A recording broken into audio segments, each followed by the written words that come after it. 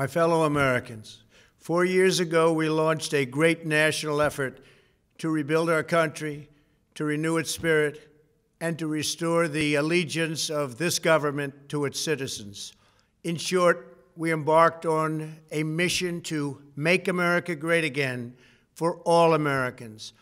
As I conclude my term as the 45th President of the United States, I stand before you truly proud of what we have achieved together.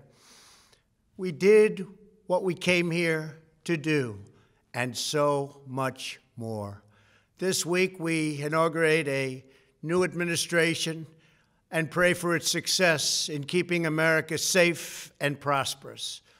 We extend our best wishes, and we also want them to have luck, a very important word.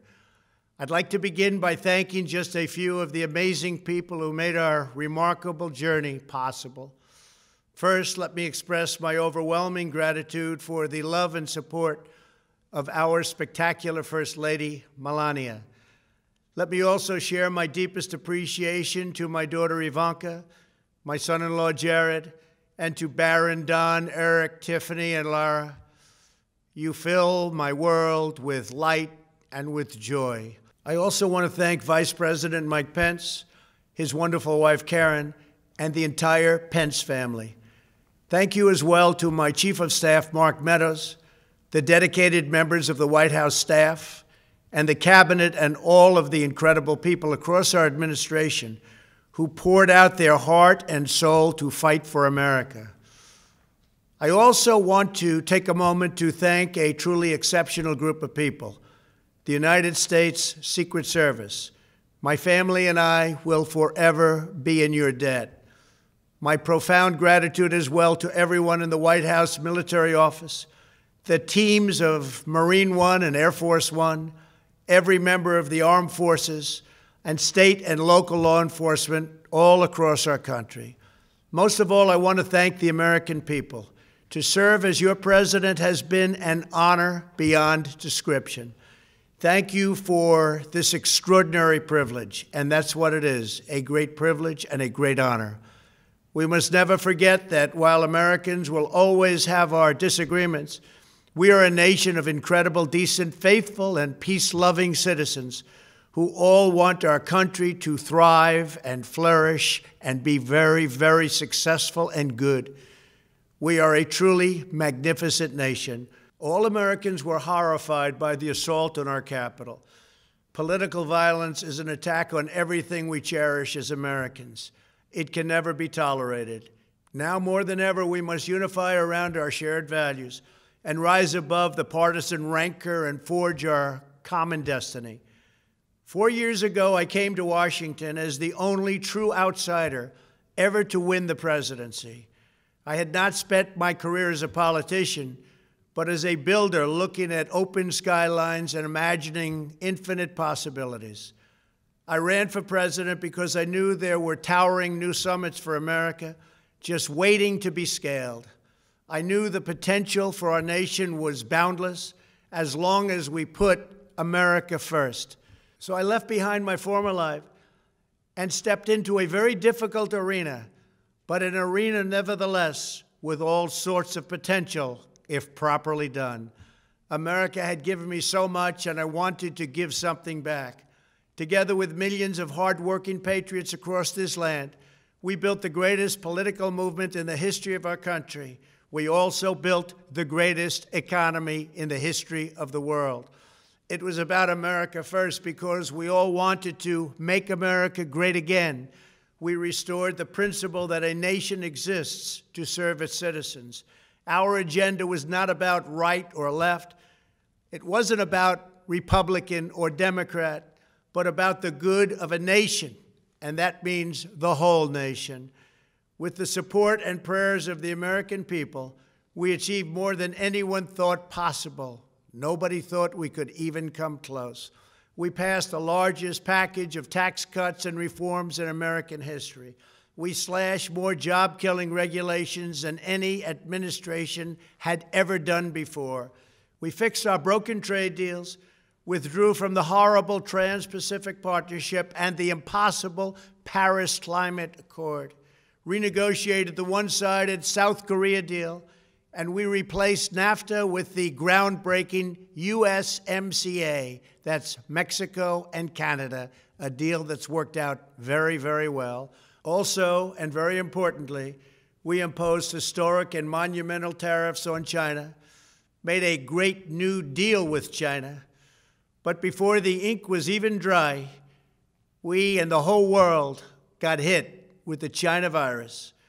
Our trade relationship was rapidly changing.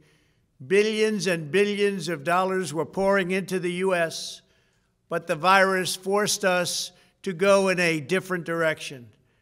The whole world suffered, but America outperformed other countries economically because of our incredible economy and the economy that we built. Without the foundations and footings, it wouldn't have worked out this way. We wouldn't have some of the best numbers we've ever had. We also unlocked our energy resources and became the world's #1 producer of oil and natural gas, by far. Powered by these policies, we built the greatest economy in the history of the world. We reignited America's job creation and achieved record low unemployment for African Americans, Hispanic Americans, Asian Americans, women, almost everyone. Income soared, wages boomed, the American dream was restored, and millions were lifted from poverty in just a few short years. It was a miracle.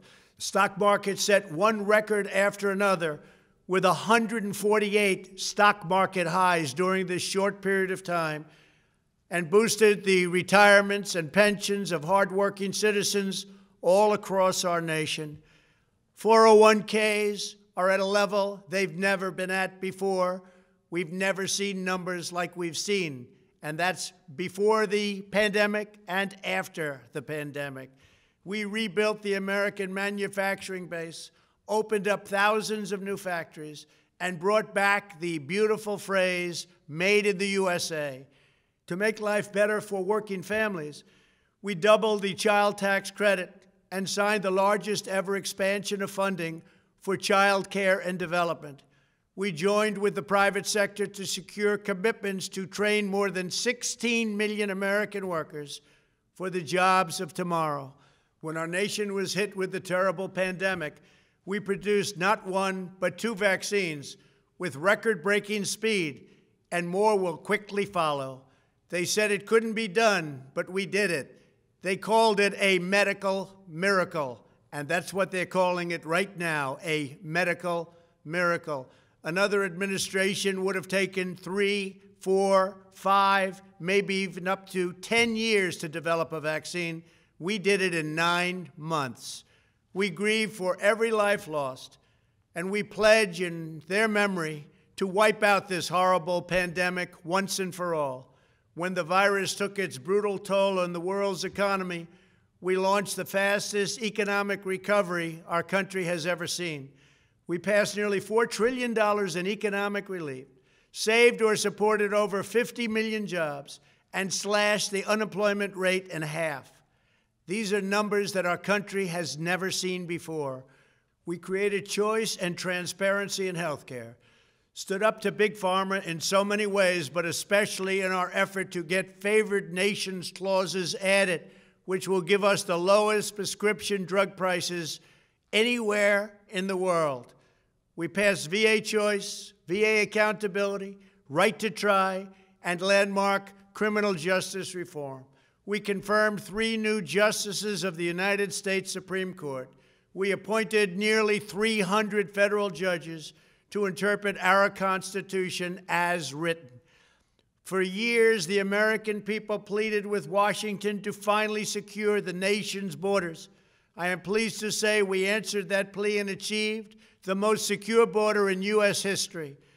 We have given our brave border agents and heroic ICE officers the tools they need to do their jobs better than they have ever done before, and to enforce our laws and keep America safe. We proudly leave the next administration with the strongest and most robust border security measures ever put into place. This includes historic agreements with Mexico, Guatemala, Honduras, and El Salvador, along with more than 450 miles of powerful new wall. We restored American strength at home and American leadership abroad. The world respects us again. Please don't lose that respect. We reclaimed our sovereignty by standing up for America at the United Nations and withdrawing from the one-sided global deals that never served our interest. And NATO countries are now paying hundreds of billions of dollars more than when I arrived just a few years ago. It was very unfair. We were paying the cost for the world. Now the world is helping us. And perhaps most importantly of all, with nearly $3 trillion, we fully rebuilt the American military, all made in the USA. We launched the first new branch of the United States Armed Forces in 75 years, the Space Force.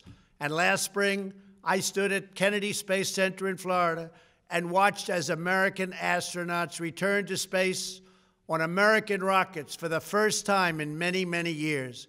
We revitalized our alliances and rallied the nations of the world to stand up to China like never before. We obliterated the ISIS caliphate and ended the wretched life of its founder and leader, al-Baghdadi.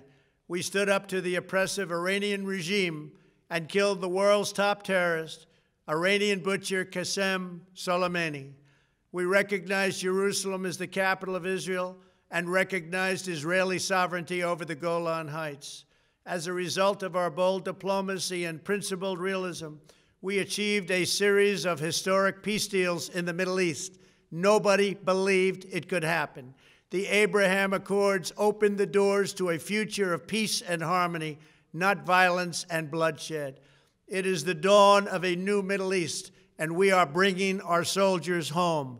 I am especially proud to be the first president in decades who has started no new wars.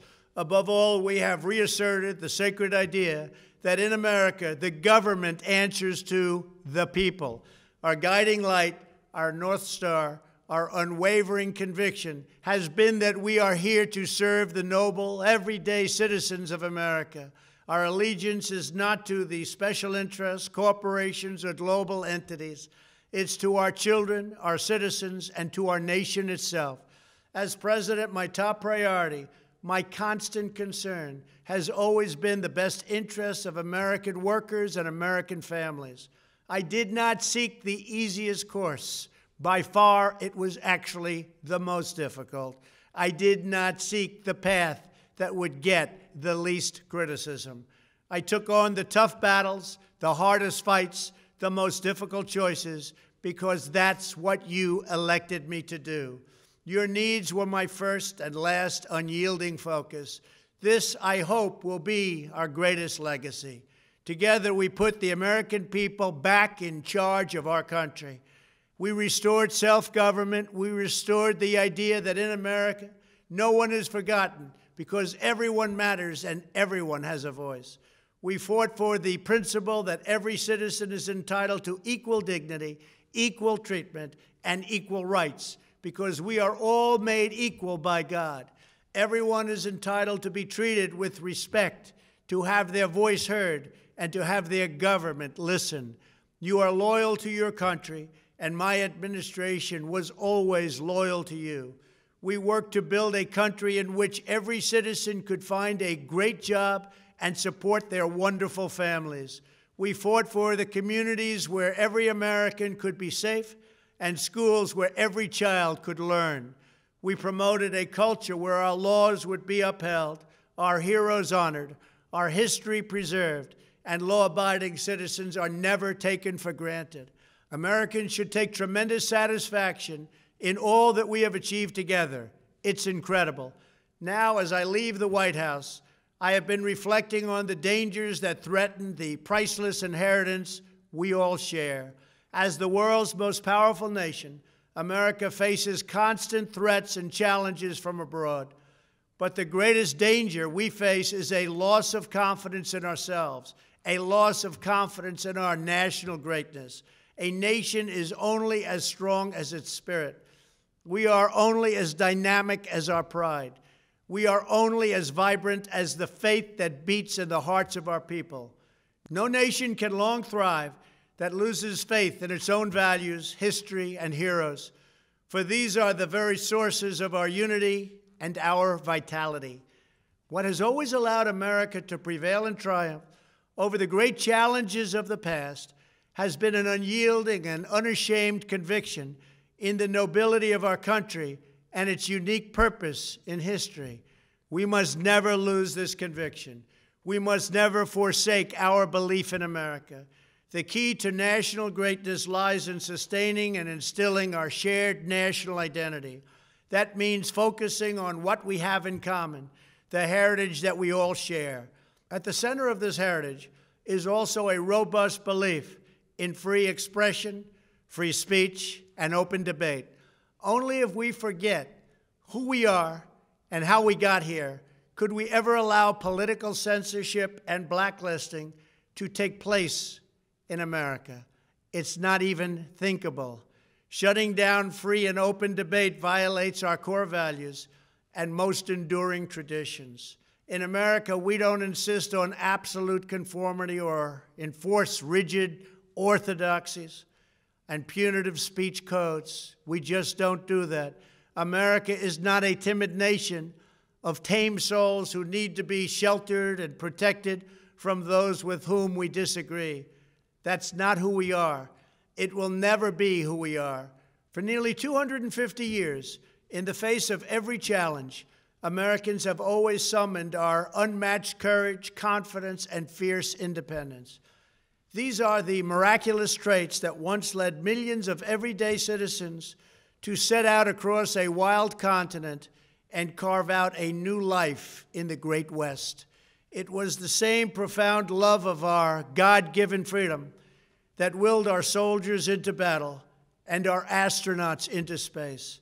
As I think back on the past 4 years, one image rises in my mind above all others. Whenever I traveled all along the motorcade route, there were thousands and thousands of people. They came out with their families so that they could stand as we passed and proudly wave our great American flag. It never failed to deeply move me. I knew that they did not just come out to show their support of me. They came out to show me their support and love for our country. This is a republic of proud citizens who are united by our common conviction that America is the greatest nation in all of history. We are and must always be a land of hope, of light, and of glory to all the world. This is the precious inheritance that we must safeguard at every single turn. For the past 4 years, I have worked to do just that. From a great hall of Muslim leaders in Riyadh to a great square of Polish people in Warsaw, from the floor of the Korean Assembly to the podium at the United Nations General Assembly, and from the Forbidden City in Beijing to the shadow of Mount Rushmore, I fought for you, I fought for your family, I fought for our country. Above all, I fought for America and all it stands for, and that is safe, strong, proud, and free. Now, as I prepare to hand power over to a new administration at noon on Wednesday, I want you to know that the movement we started is only just beginning. There's never been anything like it. The belief that a nation must serve its citizens will not dwindle, but instead only grow stronger by the day. As long as the American people hold in their hearts deep and devoted love of country, then there is nothing that this nation cannot achieve. Our communities will flourish, our people will be prosperous, our traditions will be cherished, our faith will be strong, and our future will be brighter than ever before. I go from this majestic place with a loyal and joyful heart, an optimistic spirit, and a supreme confidence that for our country and for our children, the best is yet to come. Thank you and farewell. God bless you. God bless the United States of America.